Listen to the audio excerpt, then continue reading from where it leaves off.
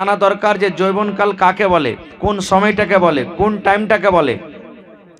যৌবনকাল ওই টাইম ওই সময়টাকে বলে মোটামুটি ধরেন 15 বছর থেকে নিয়ে 40 বছরকার মধ্যখানের বয়সটাকে মোটামুটি যৌবনকাল বলা হয়েছে। 15 বছর 16 বছর থেকে নিয়ে মোটামুটি 30 বছর 35 বছর 40 বছর তক মানুষ জওয়ান থাকে। আর 40 বছর পর আবার মানুষের যেটা শরীরে এনার্জি থাকে, মানুষের যেটা একটা দিমাগ থাকে, আস্তে আস্তে আস্তে আস্তে আবার ঘটতে শুরু হয়ে যায়, কম হইতে শুরু হয়ে যায়। তো এই মধ্যখানে এই সময়টাকে যৌবনকাল বলা হয়েছে। আল্লাহ তাবারাক ওয়া তাআলা রাসূল বলেছেন, ইয়া মাশারাশ শাবাব, হে যুবকের দলেরা। এই হাদিসটাতে শাবাব যৌবনকাল মানে জুয়ানি কালে যারা পৌঁছে গেছেন, ওই সমস্ত মানুষরাকে, ওই সমস্ত নওজওয়ানকে, ওই সমস্ত যুবককে আল্লাহ তাবারাক ওয়া তাআলা রাসূল ডাক দিয়ে বলছেন, যদি তোমাদের বিয়ে করার ক্ষমতা হয়, তোমরা যদি বিয়ে করতে পারো, বিয়ে করার শক্তি থাকে, তাহলে আল্লাহ রাসূল বলেছেন তোমরা বিয়ে করো। এখানে বাত শব্দ ইস্তেমাল করা হয়েছে। বাতের মানে হলো কি, মুহাদ্দিসিনে কেরাম 3টা মানা করছেন বাতের, যে হে যুবকের দল, যদি তোমাদের বাত থাকে ভিতরে, মানে বাতের ক্ষমতা থাকে, তাহলে তোমরা বিয়ে করো।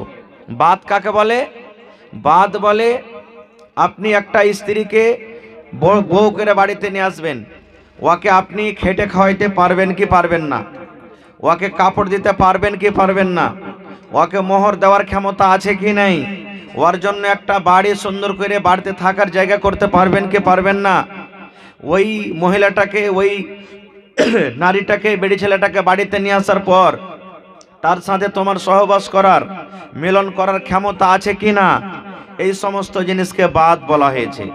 কিন্তু আফসোসের বিষয়, আফসোসের কথা, শেরশাবাদের মধ্যে আমাদের মধ্যে মনে হয় সব থেকে ছোট কালে বিয়ে দিচ্ছে আমরা ছেলেপিলের, বেটা বেটির দিনে। বেটা ছেলেগুলার বয়স 12 বছর 13 বছর 14 বছর হলো, বেটি ছেলেগুলার বয়স 9 বছর 10 বছর 12 বছর হয়েছে। বিয়ে দেওয়ার জন্য আমরা হুড়াহুড়ি করতে লাগছি, বিয়ে দেওয়ার জন্য আমরা তাড়াহুড়া করতে লাগছি, যে এখন আমাদের ছেলে মেয়ের বিবাহ দিতে হবে। এবার ওই গার্জিয়ানকে বলবো, কেন আপনি বিয়ে দিচ্ছেন ছোটকালে? ছোটকালে কেন বিয়ে দিচ্ছেন? ছোটকালে বিয়ে দেন, মানা নেই, জায়েজ আছে শরীয়তে। কিন্তু ওর যখন একটা বিয়ের বয়স পৌঁছে যাবে, এখানে ছোট বাচ্চাকে আল্লাহ রাসূল ডাকেননি, জওয়ানকে ডেকেছেন। তাহলে এই হাদিস থেকে বোঝা গেল কি, যে মানুষ যখন সাবালিগ হয়ে যাবে, মানুষ যখন বয়স হয়ে যাবে, জওয়ান হয়ে যাবে, তখন বেটা বেটির বিয়ে দেন। কিন্তু আজকে আমাদের অবস্থা যে যেমনি বেটা বেটির বয়স 10 বছর 12 বছর হলো, ঘন ঘন ঘন ঘন এবারে ঘুরতে শুরু হয়ে গেল। আমরাও টাকার লালচে পড়ে, লোভে পড়ে, যে 3 লাখ 2 লাখ 1.5 লাখ পাবো রে, দিয়ে দে ছেলেটার বিয়ে, একদিন তো বিয়ে দিতেই হবে, এই নিয়ে তো আমরা দিয়ে দিচ্ছি। কিন্তু আমি ওই বাপকে বলবো, ওই গার্জিয়ানকে বলবো, আপনি তো আপনার ছেলেটার বিয়ে দিয়ে দিলেন, এখনো যদি কষা চিপেন তো দুধ বাড়াবে। ও নিজের স্ত্রীর খেয়াল কেমন করে রাখবে? স্ত্রী কি জিনিস কিছুই বুঝে না, স্ত্রী কাকে বলে জানে না, ওই বেটি ছেলেটাও জানে না যে স্বামী কি জিনিস, শ্বশুর কি জিনিস, শাশুড়ি কি জিনিস, কিছুই বুঝে না খো। ফলে কি হয়েছে, 2 মাস 4 মাস 6 মাস পর আর একদিন তখন বেটি ছেলেটা বলছে যে বাপুজি আর ভাত খাবো না, বাড়িতে থাকবো না। এবার কোনো বাহানা দিয়ে ফান্দে ফেলে ছেলেটাকে পটিয়া সটিয়ে ডেকে তার হাতে দড়ি বেঁধে তখন বলছে, তোর বাপকে ডাক, 2 লাখ টাকা তোকে দিয়েছি, 3 লাখ টাকা বিয়েতে খরচ হয়েছে, 5 লাখ টাকা তুই দিয়ে তালাক করে নিয়ে চলে যায়। এগুলো না হয়েছে আমাদের সমাজে, হয়েছে না হয় না? এই জন্য ওই গার্জিয়ানকে বলবো যে বেটার বিয়ে দেন কিংবা বেটির বিয়ে দেন, বয়স হয়ে দেন, আর ওকে বুঝান, ওই ছেলেটাকে বুঝান যে তোর স্ত্রীর কি হক, এবং মেয়েটাকে বুঝান তো তোর উপরে তোর স্বামীর কি হক, এগুলা বুঝান। অবস্থা কি জানেন? সুবহানাল্লাহ, আজকে একটা বেটা ছেলে বিয়ে করে চলে গেল, লাখ দিয়ে পুঁটা বইছে ভাই, পুঁটা চুইছে, ও জানে না যে স্ত্রীর সামনে কেমন ভাবে থাকতে হয়। গুটকা খাইছে, মধু খাইছে, সুবহানাল্লাহ, এমন দুর্গন্ধ করছে মুখ। ওই স্ত্রীর পাঞ্জরে যখন আপনি রাতের বেলাতে ঘুমাবেন, মুখ লেগে যাবেন, তো স্ত্রীটা থাকবে আপনার বাড়িতে? জীবনে থাকবে না আপনার বাড়িতে, পালিয়ে যাবে ওখান থেকে। আল্লাহর রসুল বলেছেন কাঁচা পেঁয়াজ কাঁচা রসুন খায়া মসজিদে যাইও না। কাঁচা পেঁয়াজ খেলেন, কাঁচা পেঁয়াজ খেলেন, মানা নেই, খান, কিন্তু খাওয়ার পর হঠাৎ করে মসজিদে যেও না। কেন? যে মসজিদে যেতে গেলে তোমার মুখখানটা বাসনা করবে, দুর্গন্ধ করবে, করবে না? করবে না? নমাজ যেমনই পড়িতে আপনি খাড়া হয়েছেন, কাঁচা পেঁয়াজ কাঁচা রসুন যে খাড়িয়া নমাজ পড়বে, আপনি বুঝতে পারবেন যে এই কাঁচা পেঁয়াজ খেয়েছে। আপনার মনে দুঃখ হবে, তকলিফ হবে। আল্লাহর ফেরেশতারা থাকছেন আপনার সাথে, ওরা তকলিফ পাবে। এই জন্য আল্লাহ রসুল বলেছেন কাঁচা পেঁয়াজ কাঁচা রসুন খায় তুমি মসজিদে যেও না। আর আপনি খায়নি, খায়া খায়া খায়া ভাই এই ঠোঁটখানটাকে এক আঙ্গুল গাড্ঢা করে দিয়েছেন। কত মানুষ ভিতরে খাইনি লিয়ার করে রাতের বেলাতে ঘুমিয়ে যায়, সারা রাত খানিটা থেকে থেকে এমন বাসনা করে। আপ কহেন যে এরকম স্ত্রী ও তো মাজবুর আছে, থাকছে তো মাজবুরিতে থাকছে। সুবহানাল্লাহ, এরকম স্ত্রী তো ছেড়া আপনাকে পালিয়ে যাবে, ছেড়া পালিয়ে যাবে। কত ভাই মধু মুখে ভরবে, কত ভাই আরো কিছু ভরবে মুখে, থেকে গেল সারা রাত। না ভাই, তকলিফ দিতে হবে না, খুব কষ্ট দিতে হবে না। সুবহানাল্লাহ, এই জন্য একটা পুরুষকে জানা দরকার যে আমাকে বাড়িতে স্ত্রী নিয়ে আসতে হবে কি হক। আল্লাহ রসুলের জামানাতে এক বাপ নিজের বেটির বিয়ে দিবে, বাপ নিজের বেটির বিয়ে দিবে, তো বেটি বলছে আব্বা আমি এখন বিয়ে শাদী করবো না খো, বিয়ে শাদী করবো না খো। এবার সেই বাপ নবীর দরবারে চলে গেলেন, যাওয়ার পর বলছেন হুজুর আমার মেয়ের আমি বিবাহ দিব, বেটির বিয়ে দিব, আমার বেটি রাজি নাই, বিয়ে করতে চায় না, আপনি তাকে একটু জিজ্ঞাসা করেন তো কারণটা কি। আল্লাহ রসুল বললেন যে তোমার বেটিকে এনেছো? বলছেন না। বলছে যাও তোমার বেটিকে নিয়ে এসো। পরের দিন বেটিকে সাথে করে নবীর দরবারে চলে গেছেন। এবার আল্লাহ রসুল বলছেন যে আরে আল্লাহর বান্দি, তোমার বাপ তোমার জন্য একটা খুব সুন্দর ছেলে দেখেছে, তো তোমার বিয়ে দিবে, তো তুমি ইনকার করছো, কারণটা কি? এই আমার ভাইরা মায়েরা খালারা শোনেন। এবার সেই বেটি ছেলে কি বলছেন জানেন? আল্লাহর নবী গো,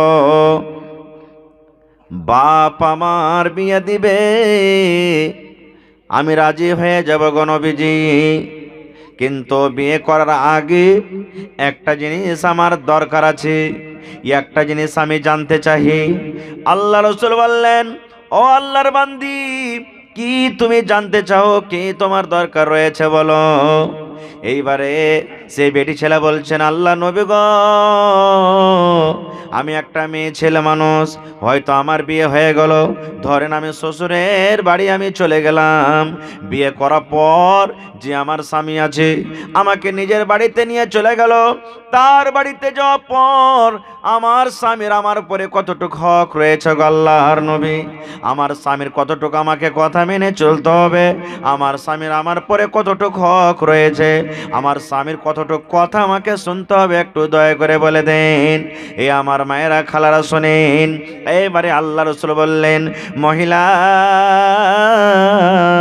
যখন তোমার বিয়ে হয়ে গেল, যখন তুমি শ্বশুরের বাড়িতে চলে যাবে, তোমার ওপরে তোমার স্বামীর অতটুকু হক রয়েছে, তোমাকে তোমার স্বামীর অতটুকু কথা মেনে চলতে হবে, শুনতে হবে।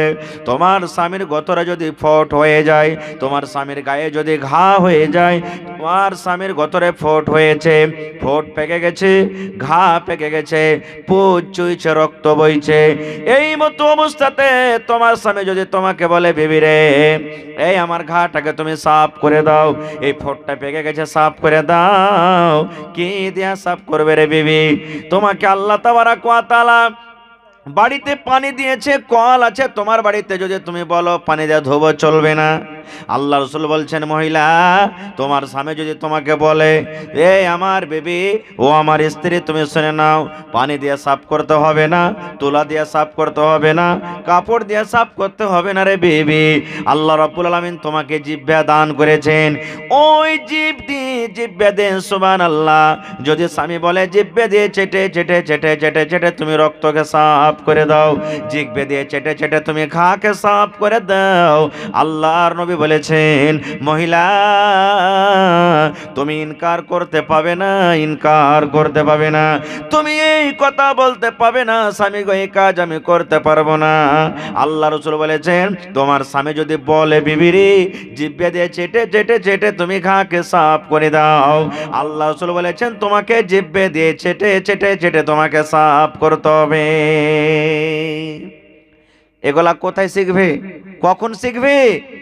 বিয়ে করার আগে শিখতে হবে। কত ভাইকে দেখবেন ও চকে রসগোল্লা খেয়েছে, হোটেলে ভাত খেয়েছে, বাড়িতে ভাত খেয়েছে, বাড়িতে শাক খেয়েছে, দাঁতে শাক লেগে আছে, দাঁতে ভাত লেগে আছে, দাঁতে গোশ লেগে আছে, এরকমই দাঁত নিয়ে এবার বিছানে ঘুমিয়ে গেল। স্ত্রীটা কষ্ট পাবে না? এই সমস্ত জিনিস জানতে হবে ভাই মুসলমান। তাহলে আল্লাহ তাবারাক ওয়া তাআলা যৌবনকাল দিয়েছে, যৌবনকালকে আপনাকে কাজে লাগাতে হবে। শুধু তা নয়, আল্লাহ নবীর জামানাতে একজন মহিলা দেখতে কালো, একটা বুড়ি মায় লোক আল্লাহ রসুল কাছে বলছেন, হুজুর আমি নমাজ পড়ছি, রোজা করছি, দান সাদকা খেরাত করছি, তেলাওয়াত করছি, যতদূর আল্লাহ আমাকে শক্তি দিয়েছে আমি আমল করছি, আমি কি জান্নাত পাবো না? একজন মহিলা এসে বুড়ি মেয়ে লোক এসে বলছেন, হুজুর আমি নমাজ রোজা দান ধ্যান সব করছি, আল্লাহ কি আমাকে জান্নাত দিবে না?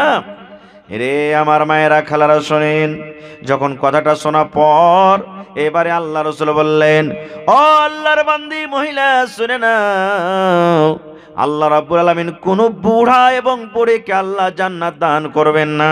কোন বুড়া এবং বুড়ি জান্নাতের ভিতরে যাবে না রে, জান্নাতের ভিতরে যাবে না। কোন বুড়াও জান্নাতে যাবে না, কোন বুড়িও জান্নাতে যাবে না। এ কথাটা শুনে ওই বুড়ি মেয়ে লোক লাগলো কানতে, সুবহানাল্লাহ। আল্লাহ বুড়িয়ে গেছি বলে জান্নাত জাহান্নাম জান্নাত পাবো না, এত আমল সব বেকার হয়ে গেল।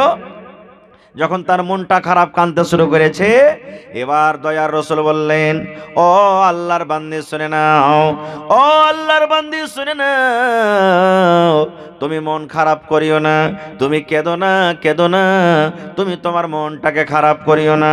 আজকে তোমার বয়স 80 বছর আছে, আজকে তোমার বয়স 60 বছর আছে, আজকে তোমার বয়স 50 বছর আছে।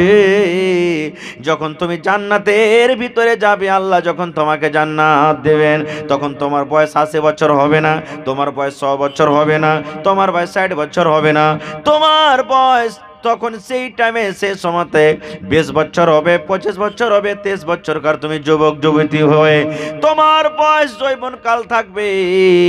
যখন আল্লাহ রাব্বুল আলামিন তোমাকে জান্নাত দান করবেন, যখন তুমি জান্নাতের ভিতরে যাবে, ওই টাইমে তোমার বুড়াতি কাল থাকবে না, ওই টাইমে তোমার বয়সটা 20 বছর, 25 বছর, 23 বছরকার তোমার বয়স হবে। কেন? আল্লাহ তখন আর বুড়া করে আপনাকে দিবে না, জুয়ানি হালাতে আল্লাহ জান্নাতে পাঠাবে। কেন? এই জন্য আজকে যদি আপনাকে সুফরি আম খাইতে দেয়, মনে করেন সুফরি আম খাইতে দিলে, যতটি এখানে বয়সপ্রাপ্ত ভাই নানা দাদু বসে আছেন, আপনারা সুফরি আম চাবিয়া খাইতে পারবেন? এখন পারবেন কি? পারবেন না খাইতে। কড়া জিনিস একবারে পারবেন তো গুলগুইলে, তা ওই গুলগুলের মধ্যে আঠিটা তো গুলগুলা হয় না, বিচ্ছি গেলা যে ভিতরে আছে, ওইগুলাকে আপনি দাঁতে লেড়া চেড়া খাইবেন। দেখবেন ইফতারির টাইমে কত ভাইকে দেখবেন যে বাদাম লিয়ে ঘুগনি লিয়ে বসেছে, আগতি 5 মিনিট আগে বসেছে, ঘুগনি যখন থালাতে দিবে তো ভেঙ্গা ভেঙ্গা ভেঙ্গা ভেঙ্গা ভেঙ্গা ওকে ছাতো করবে, তারপরে ইফতারির টাইমে খাবে। কেনে? ও আর চাবাইতে পারবে না। এবার বুড়াতিকালে যদি আল্লাহ জান্নাতে দেয়, তো জান্নাতে কেলা আছে, জান্নাতে আম আছে, জান্নাতে সেব আছে, কত রকম ফল আছে। এবার কড়া ফল যদি আল্লাহ দিয়ে দেয়, তো বুড়া মানুষরা খাইতে পারবে? পারবে না। আরো মেলায় কারণ আছে। এই জন্য জান্নাতে মজা লিবে কারা? যুবকেরা। যুবক হয়ে আল্লাহ তাবারাক ওয়া তাআলা জান্নাত দান করবেন। তাহলে আল্লাহ রাব্বুল আলামিনের নিকটে কত যুবকের আহমিয়ত ফজিলত দেখেন। আর একটু আগে চলেন, আল্লাহ রাসূল বলেছেন, এ আমার উম্মত শুনে নাও, যেদিন কিয়ামত কায়েম হবে, হাসরের ময়দান হবে, ওই কিয়ামতের দিন আল্লাহ রাব্বুল আলামিনের আরশ ছাড়া কোনো ছায়া থাকবে না, কোনো মসজিদ থাকবে না, মাদ্রাসা থাকবে না, গাছপালা কিছু থাকবে না, সব নষ্ট হয়ে যাবে, ফানা হয়ে যাবে। কিয়ামতের একটা দিন হবে 50,000 বছরকার সমান দিন হবে। আর মাথার উপরে সূর্য থাকবে। যে যেমন পাপ করবে, নিজের পাপের কারণে মানুষ কারোর হাঁটু পর্যন্ত ঘাম হবে, কারোর কোমর পর্যন্ত ঘাম হবে, কারোর বুক পর্যন্ত ঘাম হবে, কোনো মানুষের থুতনি পর্যন্ত ঘাম হবে। যে যেমন দুনিয়াতে গুনাহ করবে, পাপ করবে, নিজের ঘামের অবস্থাতে থাকবে। আল্লাহ রাসূল বলেছেন, ওই কিয়ামতের দিন মানুষের মাথার উপরে সূর্য থাকবে, মানুষ সেদিন রোদ গরম সহ্য করতে পারবে না। কত কঠিন দিন হবে ওরে আল্লাহ। আল্লাহ রাব্বুল আলামিন ওই কিয়ামতের ভয় দেখাতে গিয়ে, কিয়ামতের বয়ান করতে গিয়ে আল্লাহ সূরাতুল হজে বলছেন, ওরে দুনিয়ার মানুষ তোমরা শুনে নাও, নাও। আজকে আমার বাড়িতে মায়েরা খালারা আছেন, বাড়িতে বোন আছে, বিবি আছে। বাড়িতে যখন মায়েরা খালারা যখন বাচ্চা জন্ম দেয়, ওই আমার বোনেরা বিবিরা যখন বাচ্চা জন্ম দেয়, কত কষ্ট হয়, হাউমাউ করে চিৎকার করে। বাচ্চা হওয়ার টাইমে এক একটা ব্যথা, এক একটা জ্বালা যন্ত্রণা এমন আছে, মায়েরা মনে করে আল্লাহ তুমি মত দিয়া দাও, আমার মরে যাওয়া ভালো। আল্লাহ এরকম কষ্ট আমার জীবনে আর সহ্য হয় না, আল্লাহ এরকম কষ্ট আমি আর সইতে পারি না, এরকম কষ্ট। আল্লাহ রাব্বুল আলামিন কোরআনে বলে, বান্দারে ওই কিয়ামতের দিন এমন কঠিন দিন হবে, এমন ভয়ঙ্কর দিন হবে, খতরনাক দিন হবে। আল্লাহ বলেন সূরাতুল হজে দেখবেন, উর্দু পড়ে তরজমা শুরু থেকে দেখে নেবেন। আল্লাহ সূরাতুল হজে বলেন, বান্দারে কিয়ামতের দিনটা এমন কঠিন দিন হবে, কিয়ামতের দিনটা এমন ভয়ঙ্কর দিন হবে। কিয়ামতের দিন যদি কোনো মহিলার পেট থেকে বাচ্চা খালাস হয়ে যায়, বাচ্চা হওয়ার সময়তে এত কষ্ট হয়, তবে কিয়ামতের ভয়ের কারণে কত মা খালা এমন আছে, বাচ্চা যদি খালাস হয়ে যায়, ওই মা ওই বোন ওই দিদি জানতে পারবে না যে আমার পেটে বাচ্চা আছে কিনা। এত কঠিন দিন হবে ওই কিয়ামতের দিনের ব্যাপারে আল্লাহ রাসূল বলেছেন, 7 রকম যারা আমল করবে, 7 রকম দুনিয়াতে যারা কাজ করবে, আল্লাহ তাবারাক ওয়া তাআলা নিজের আরশের তলাতে ডাকবেন। আজকে মাথার উপরে পিন্ডাল আছে কেন? শীত না লাগে, ঠান্ডা না লাগে। তো আল্লাহ তাবারাক ওয়া তাআলা কিয়ামতের দিন নিজের আরশ ছাড়া কোনো ছাইয়া থাকবে না, কোনো রকমের ছাইয়া থাকবে না। ওই আরশের তলাতে কে জায়গা পাবে? 7 প্রকারের মানুষ পাবে। 7 প্রকারের মধ্যে 6 প্রকারকে বাদ দিয়ে দিলাম, আল্লাহ বাচ্চারাকে ইনশাআল্লাহ কোনোদিন বলবো। তার মধ্যে একটা লোক হবে কি? বুন্নাশা ফি ইবাদাতিল্লাহ। 7 প্রকারের মধ্যে 1 প্রকারের মানুষ হবে। ও আমার খুঁটি হাসিলে গ্রামের নওজওয়ান যুবক শুনে লাও, আল্লাহ রাব্বুল আলামিন নবী বলেছেন 7 প্রকারের মধ্যে ওই নওজওয়ানকে আল্লাহ কিয়ামতের দিন ডাকবেন, ওই যুবককে আল্লাহ কিয়ামতের দিন ডাকবেন। ও আব্দুল্লাহ, আব্দুর রহমান, আব্দুল সাত্তার, খালেদা, হাবিবা, জায়েদা, শুন, তোরা নিজের জীবন কালকে একমাত্র আল্লাহর ইবাদতে কাটিয়েছিলি, একমাত্র আল্লাহর জিকির আজকারে বান্দেগিতে কাটিয়েছিলি। আজকে আমি আল্লাহ রাব্বুল আলামিন তোমাদেরকে পারমিশন দিয়ে দিলাম, আমি আল্লাহ তোমাদেরকে ডাক দিচ্ছি, এসো এসো তোমরা নিজের আরশের তলাতে আজকে জায়গাটা নিয়ে নাও। এত বড় ফজিলত নওজওয়ানের ঘে, সুবহানাল্লাহ। আজকে আমাদের নওজওয়ান বিগড়ে গেল, নওজওয়ান আজকে কোথা থেকে কোথায় চলে গেল। যেই নওজওয়ান রাত দিন ইবাদত করেছেন আল্লাহর নবীর জামানাতে, তাদের ইবাদত দেখে বান্দেগি দেখে আল্লাহ রাসূল মানা করেছেন যে এত ইবাদত করিও না খো। আর আজকে ওই হতভাগা আমরা মুসলমান, যে আজকে আমাদের নওজওয়ান শরীয়ত থেকে এত দূরে চলে গেল যে তারাকে ডাইকে ডেকে মজলিসে পাওয়া যায় না, মসজিদে পাওয়া যায় না। আজকে আমাদের সময় কোথায় কাটছে জানতে পারছেন? সময় কিভাবে কাটাচ্ছি? আজকে আমরা জোয়ানি কালে শক্তির গরম দেখাচ্ছি কখন? দিনের কাজে দেখাবো না কখন? আজকে জালসা হয়েছে এই জিনিসটা দেখাবো না, আরে চল আমাদের মসজিদের জন্য জালসা আছে, তাড়াতাড়ি করে চল ওখানে সবকে ঢেকে হেঁকে আমরা বসবো, আর বসার পর কিছু শুনবো আর দান করবো, মসজিদ বানাইতে হবে। আমরা ল্যাপের মধ্যে সাঁধিয়ে গেছি আর বলছি যে ঠান্ডার সময়তে জালসা লাগালছি, এখন মসজিদে যে কি হবে, জালসাতে যে কি হবে। এই যুবক, আমি পরে বলছি হাদিসটা, এই যে সময় আপনি আজকে বাড়িতে বসে আছেন, রাস্তাতে দোকানে বসে আছেন, জালসাকে আসেন না, কিয়ামতের দিন এই সময় সম্পর্কে আপনাকে আল্লাহ রাব্বুল আলামিন জিজ্ঞাসা করবেন, বান্দা তোমাকে আমি একটা খুব সুন্দর সময় দিয়েছিলাম, কেন তুমি মজলিসে হাজির হওনি? আজকে কবরের খবর পাওয়া যায় না।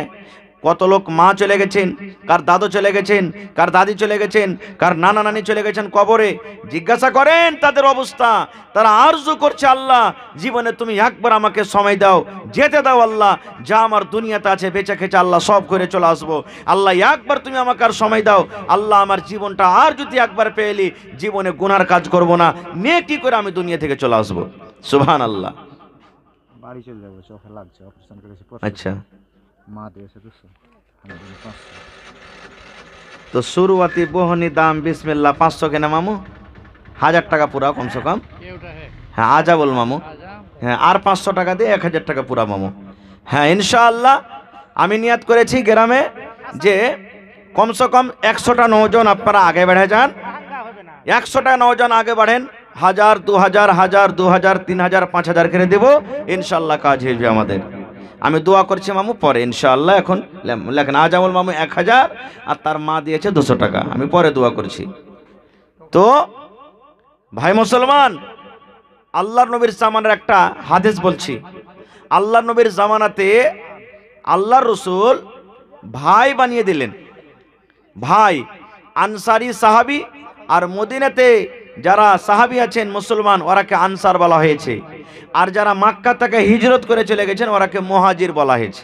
ভালো করে শুনবেন হাদিসটা, মক্কা থেকে বাড়ি ঘর ছেড়ে যারা চলে গেছেন মদিনা ওরাকে মুহাজির বলা হয়েছে, আর মদিনাতে যারা আছেন ওরাকে আনসার বলা হয়েছে। তা আল্লাহর নবী মুহাজির আর আনসারের মধ্যে ভাই লাগিয়ে দিলেন। ভাই লাগিয়ে দিলেন কেন জানেন? মক্কা থেকে যারা গেছে বেঈমান শয়তানের যন্ত্রণায় গেছে, মক্কা নিজের বিবিকে ছেড়ে চলে গেছেন, নিজের বাচ্চাকে ছেড়ে চলে গেছেন, বাড়িঘর ছেড়ে চলে গেছেন, মা বাপকে ছেড়ে চলে গেছেন, সুবহানাল্লাহ, জমি জায়গা টাকা পয়সা দিনের খাতিরে সব ছেড়ে চলে গেছেন, কিছু নাই। তা আল্লাহ রাসূল বলছেন যে তোমরা ভাই হয়ে যাও, যেমন আপোষে মারপেটের ভাই হয় চলাফেরা করে এরকম ভাবে তোমরা চলাফেরা করো। তো সাহাবীদের মধ্যে একটা হাদিস বলছি, বুখারী শরীফের হাদিস, যে সালমান রাদিয়াল্লাহু তাআলা আনহু, সুবহানাল্লাহ, আর আবু দারদা রাদিয়াল্লাহু তাআলা আনহু দুজনকে আল্লাহ রাসূল ভাই বানিয়ে দিলেন। কে? একজন সালমান আর একজন আবু দারদা, দুজনকে রাসূল ভাই বানিয়ে দিলেন।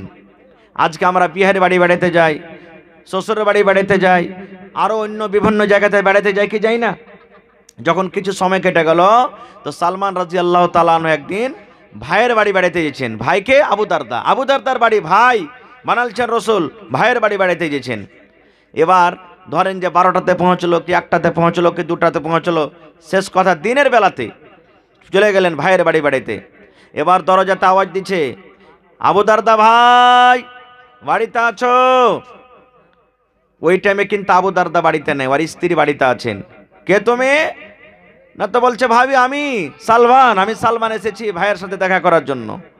বলছে তোমার ভাই তো না, এক্ষুনি আসনেওয়ালা আছে, কোথায় গেছেন? তো আইসো তুমি বসো। এবার বসিয়ে দিলেন। এবার বসা পর আমার ভাইয়েরা মায়েরা খেলারা দেখেন, সুবহানাল্লাহ, সালমান আবু দারদার স্ত্রী মানে ভাবিকে বলছেন যে হাজি ভাবি ব্যাপারটা কি কিছু যে বুঝতে পারি না, সহি হাদিস, কোনো গল্প নয়। বলছে কি রে ভাই? ওর ভাবি বলছেন যে আবু দারদার স্ত্রী, কি রে ভাই?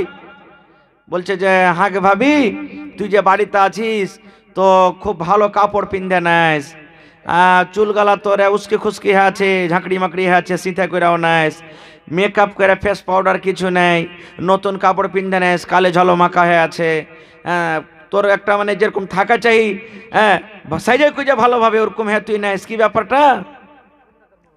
এবার কথাটা শোনার পর তখন সালমান বলছেন যে আমার ভাবি আমাকে বলছেন কি জানেন? রে সালমান ভাই, কার জন্য আমি সাজন সাজবো রে ভাই? কে আমাকে দেখবে? কার জন্য আমি নতুন কাপড় পরব? কাকে আমি সিধা করে দেখাবো? কাকে আমি পাউডার মেখে দেখাবো? কাকে আমি সুন্দর করে মেকআপ করে দেখাবো? কে আমার নতুন কাপড়ের দিক দেখবে? কাকে আমি সিধা করে দেখাবো? কে আমাকে দেখবে? দেখার কোনো লোক নাই, দেখার মানুষ নাই। এজন্য ভাই আমার জীবন যেইভাবে কাটছে আমি ঠিকই আছি, এরকম ভাবে আমি চলছি। আমি মেকআপ করব, সুন্দর হয়ে সেজে থাকবো, আমি সিধা করে থাকবো। কে আমার সিধা দেখবে? সিধা দেখার মতো লোক নাই। যখন কথাটা বলা তখন সালমান রাদিয়াল্লাহু তাআলা বলছেন, কেমন কথা বলছো ভাবি? ভাইকে তুমি দেখাইবে? ভাই বাড়িতে আছে, ভাইকে দেখাইবে? আমাদের জমানার মতন তো মা খালা নাই যে ওর পুরুষ 1000 টাকা দামের ওকে শাড়ি কিনে দিবে, আর ওই শাড়ি পুরুষের সামনেও পিনবে না, বৈরাতি যাবে তখন ওই বিয়েকে দেখাতে যাবে শাড়ি। এরকম হয় না? হয় না? হ্যাঁ, ভাইয়ের বিয়ে লেগেছে, বিহানের বাড়ি ঘুরতে যাবে, রাতের বেলাতে পুরুষকে জিজ্ঞাসা করবে, হাজি আব্দুল্লাহর বাপ কাল যে বিহার বাড়ি বেড়াতে যাবো তো এখানটা কাপড় গালা ভালো নাই, কি পিন্ধে যাবো? ওই কাপড়খানটা যখন যাবে বিয়ের বাড়ি তখন পিন্ধে যাবে, আর ফের আসবে তখন খুলে দিয়ে দেবে। আর পুরুষের সামনে ওই ছিঁড়ে তেনা, গোবর লাগা, কালি মখা এগুলোই পিন্ধে পিন্ধে থাকবে। পুরুষের বাড়িতে যখন থাকবে তখনও ভালো সেন্টওয়ালা তেল মাখবে না। পুরুষের বাড়িতে থাকবে তখন সিঁথে করে থাকবে না কো। পুরুষের বাড়িতে থাকবে তখন সুন্দর করে মেকআপ করে থাকবে না। কুটুম বাড়ি যাবে তখন দেখবেন হায় রে সাজন। হে মায়েরা খালারা, নিজের স্বামীর সামনে সাজতে হবে, যত সাজতে পারেন, যত সেন্টওয়ালা তেল মাখতে পারেন, এমনভাবে আপনার স্বামীর সামনে আপনি থাকবেন না, যাতে সব সময়তে আপনার স্বামী আপনার আগা পিছা করে, মনে হয় কাজ কামে মনে হয় ভুলে যায়, এরকমের সাজতে হবে। আর মা খালারা এখন এমন থাকছে না যে মনে করবে শালা ইয়ার বাড়িতে না থাকাই ভালো, বিদেশি থাকা ভালো, বাইরে থাকাই ভালো, চকি ঘোরাই ভালো, এরকমে থাকবে যে না। তো বলছেন হারে ভাই কাকে দেখাবো, আমার যে কেউ নাই দেখার। বলছে আমার ভাই আবু দারদা। বলছে ওর কথা তুই বলিস না, দিনের বেলাতে তো রোজা করি ফুরসত নেই ওর, সারা জীবন রোজাই করছে ও। 1 মাস তো আল্লাহ রোজা ফরজ করেছে, আরো 11 মাসের মধ্যে রোজাই বাদ দেয় না ও, সব দিন রোজা চালিয়েছে। আর রাতের বেলাতে বলছে রাতের বেলাতে এসারে নামাজ পড়ে, তাহাজ্জুদের নামাজ, কখন আসবে আমার বিছানে? রোজার হালাতে বিবির কাছে যেতে হবে, যেতে পারবে না। তো বলছে দিনে রোজা করে থাকছে তো আসে না, রাতের বেলাতে তাহাজ্জুদের নামাজ পড়ছে তো বিছানাও আসে না, তো কাকে দেখাবো রে ভাই, কে দেখবে আমার শীতে? সুবহানাল্লাহ। সালমান রাদিয়াল্লাহু তাআলা যখন আর ভাবের মুখ থেকে শুনলেন তখন বলছে ঠিক আছে। একটুখানি পর ওর ভাই আবু দারদা বাড়িতে চলে এসেছেন। বাড়িতে আসার পর সালাম কালাম হলো, যে স্ত্রীকে বলছেন বিবি রে, ভাই বাড়িতে এসেছে, তুমি ভাইকে খেতে দাও, ভাইয়ের জন্য নাস্তা রেডি করে দাও, খানা ভাইকে খেতে দিতে হবে, খানা রেডি করো।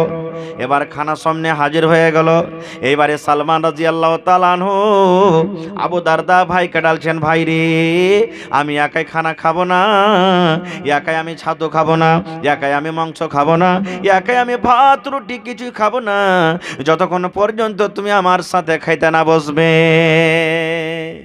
তুমি আইসো আমার সাথে খাইতে বসো, তাহলে খাবো না তো আমি খাবো না খো। এবার আবু দারদা রাদিয়াল্লাহু তাআলা আনহু বলছেন, ও সালমান ভাই তুমি খানা খাও, ভাই তুমি খানা খাও, তুমি নাস্তা করো, আমি খাবো না, আমি খাবো না। এবারে সালমান বলছেন কেন খাবে না? বলছেন সালমান ভাই আজকে আমি রোজার হালাতে আছি, আমি রোজার হালাতে আছি, রোজা করে আছি, আর রোজা করা মানুষ পানি পান করতে পাবে না, খানা খাইতে পাবে না, রোজা করা মানুষ কোনো জিনিস খাইতে পাবে না, এই জন্য ভাই তুমি খানা খাইয়া লাও, আমি তোমার পাঞ্জরে বসে থাকছি, আজকে আমি খানা খাবো না, আমি রোজার হালাত আছে, তুমি খানা খাও। এইবারে যখন কথাটা শুনলেন সালমান রাদিয়াল্লাহু তাআলা আনহু নিজের ভাই আবু দারদাকে বলছেন, ও আল্লাহর বান্দা আবু দারদা শুন ভাই রে, আমি তোমার বাড়ি বেড়াতে এসেছি, কুটুম হয়ে তোমার বাড়িতে এসেছি বেড়াতে, তুমি আমার সামনে খানা দিয়েছো, যতক্ষণ পর্যন্ত তুমি আমার সাথে খানা না খাবে, যতক্ষণ পর্যন্ত তুমি আমার সাথে বসে খানা না খাবে, আমিও সালমান না খেয়ে থাকবো, তোমার বাড়িতে দানা খাবো না, তোমার বাড়িতে পানি পান করবো না। যদি তুমি আমাকে খেতে দিতে চাও, আমার সাথে তুমি পয়সা খানা খাও, তুমি আমার সাথে পয়সা পানি পান করো, আর যদি আমাকে খেতে না দিতে চাও তাইলে আমিও শুকিয়ে থাকলাম, মাগরিবের পর আমি খাবো, এখন তোমার বাড়িতে কোনো জিনিস আমি মুখে দেব না, আমিও খাবো না খো, আমিও শুকিয়ে থাকবো। যখন কথাটা বলা তখন আবু দারদা রাদিয়াল্লাহু তাআলা বলছেন যে ব্যাপার তো খারাপ হয়ে গেল, আমি তো রোজা করে আছি, আর ই আমাকে বলছে যে তুমি না খাইতে বসলে আমি খাবো না। আস্তে আস্তে কি করবে, রোজাটাকে ছেড়ে দিলে, নফল রোজা ছেড়ে দিলে। এবার খানা খেলেন, খানা খাওয়ার পর গল্প স্বল্প যা হইলো হইলো, মাগরিব হইলো, এশারের নামাজ হলো, এশারের নামাজের পর এবার আবু দারদা বলছেন ভাই সালমানকে ডেকে, ও ভাই সালমান তোমার জন্য আমি এই রুমটাতে বিছান লাগিয়ে দিলাম, তোমার জন্য এই ঘরে বিছান লাগিয়ে দিলাম, তোমার জন্য এই বৈঠকে বিছান লাগিয়ে দিলাম, তুমি আরাম করো ভাই, তুমি আরাম করো, তুমি ঘুমিয়ে যাও। এবারে সালমান বলছেন ভাই আবু দারদা আমি রুমের ভিতরে ঘরের ভিতরে আরাম করব, আমি ঘুমিয়ে যাব, আর তুমি কোথায় যাবে আমাকে ছেড়ে বলো তো? বলছে সালমান আমি চললাম মসজিদের ভিতরে, আমি চললাম মসজিদের ভিতরে, তাহাজ্জুদের নামাজে আমি চললাম, আমি নফল নামাজ পড়বো, তাহাজ্জুদের নামাজ পড়বো, আমি মসজিদের ভিতরে চলে গেলাম। এবারে যখন কথাটা বলা সালমান রাদিয়াল্লাহু তাআলা আনহু ভাইয়ের হাত খানাকে ধরে টানতে টানতে টানতে টানতে একটা জোর করে ধাক্কা দিয়ে যে ঘরে তার স্ত্রী আছে সেই ঘরের ভিতরে ভরে দিলেন, আর ভরে দেওয়ার পর বাহির থেকে সেই খিড়কি বা জানলা বা জোয়ার যা ছিল লাগিয়ে দিয়ে বন্ধ করে দিলেন, ঘরের ভিতরে ঠেলে ভরে দিলেন, আর ভরে দাও বলছে তুমি আরাম করো, এখনো তাহাজ্জুদের নামাজের টাইম হয়নি, আমিও তাহাজ্জুদের নামাজ পড়বো, নফল পড়বো, তুমি এখন যাও বিবির পাশে তুমি ঘুমাও। এবার কি করবে বেচারি, তার মসজিদ যেতে পারলে না। আবু দারদা রাদিয়াল্লাহু তাআলা আনহু এবার বিবির কাছে আছেন, থাকে থাকে থাকে। এবার ধরেন যখন 2 ভাগ করে 3 ভাগ করে যখন 2 ভাগ রাত কেটে গেল, ঠিক একটা দুটা রাত যখন হয়ে গেল, এবারে সালমান রাদিয়াল্লাহু তাআলা আনহু আবু দারদাকে ডাক দিয়ে বলছেন, ভাই আবু দারদা, এখন বিছান ছেড়ে দাও, এখন তুমি বিছান ছেড়ে দাও, এখন নামাজের টাইম হয়ে গেছে, এখন চলো আমরা দুই ভাই মসজিদে যাই নামাজ পড়বো। এবার আবু দারদা বলেন, আমি ওই টাইমে আমি গোসল করলাম, ফরজ গোসল করার পর এবার মসজিদের ভিতরে চলে গেলাম। মসজিদের ভিতরে যখন চলে গেলাম, আবু দারদা বলছেন, সালমান আমাকে ওয়াজ শুরু করে দিলেন, নসিহত শুরু করে দিলেন। কি ওয়াজ শুরু করে দিলেন? সালমান বলছেন, ভাই আবু দারদা, তুমি আল্লাহর ইবাদত করো, আল্লাহর বান্দেগি করো, আল্লাহর তাসবিহ তাহলিল করো, আল্লাহর জিকির আজকার করো, মানা নাই, কিন্তু ভাই রে শোন, মেহমান যখন তোর বাড়িতে আসবে রে ভাই, মেহমানের সাথে মিষ্টিভাবে দুটা কথা বলবি, বসে মেহমানের সাথে সময় দিবি, এটা হলো একটা ইবাদত। ও আবু দারদা ভাই শুনে নাও, তোমার বাড়িতে বাচ্চা আছে, বাচ্চারাকে আদর দিতে হবে, সময় দিতে হবে। তোমার বাড়িতে বিবি আছে, তোমার বিবির হকটা তোমাকে পুরা করতে হবে। আল্লাহ রাব্বুল আলামিন তোমাকে চোখ দান করেছেন, এই চোখের হক হলো তাকে আরাম দিতে হবে, রাতের বেলাতে ঘুমাইতে হবে।